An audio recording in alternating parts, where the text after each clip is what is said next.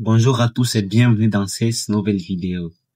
Dans cette vidéo, nous allons vous montrer comment faire une mise en page de notre plan ou vue en plan, donc Archicad déjà pour l'impression,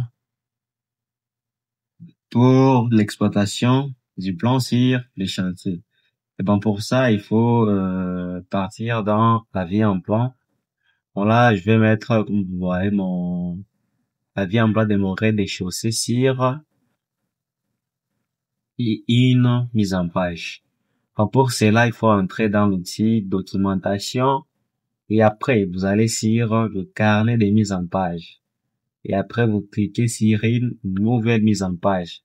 Puis après ça, vous êtes ici, vous choisissez le type du papier format à utiliser parce que je pense, vous voyez bien, il y a de type A0, A1 jusqu'à A4. Bon, moi, je vais utiliser un A4 portrait. Puis après cela, non, ma mise en page, je vais la nommer vie en plan RDC. Donc, vie en plan rez-de-chaussée. Puis après cela, je clique sur créer. Après cela, je pense que vous voyez déjà, il y a les noms. Bon, sur les noms du projet, sur l'adresse du site et les autres pages à compléter. Bon, ça peut se faire dans Microsoft Office pour modifier tous les noms qui restent et qui doivent être complétés. Donc là, j'entre sur cette case ici. Et après, j'ai utilisé un A4. Je vais nommer mon projet. Donc, ça sera le projet numéro 1. Donc, sur le numéro du plan 1. Après ça, vous voyez déjà que le numéro du plan est déjà changé. Puis après, maintenant, il faut placer les dessins sur la mise en page. Pour cela, vous cliquez la touche droite sur la souris et après cela, vous entrez sur placer les dessins.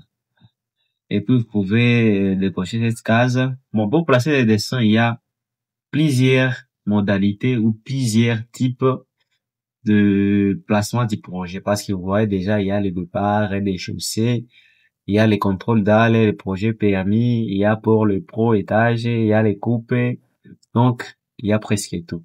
Bon, pour placer ma vie en plan, je dirais des chaussées avec les potes, je peux utiliser des parts et des chaussées. Donc, quand je clique sur placer, vous voyez déjà qu'il y a presque l'ensemble du projet qui est là. Bon, pour sélectionner, vous cliquez au milieu du projet, puis vous prenez la touche gauche, vous cliquez sur le petit point noir ici.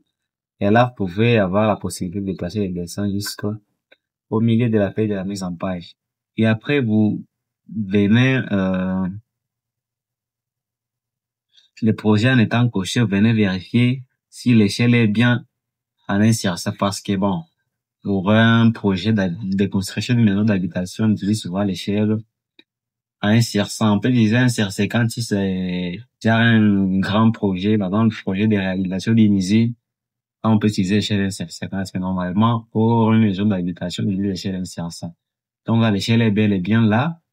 Puis après cela, vous voyez qu'il y a un plan qui est déjà bien placé.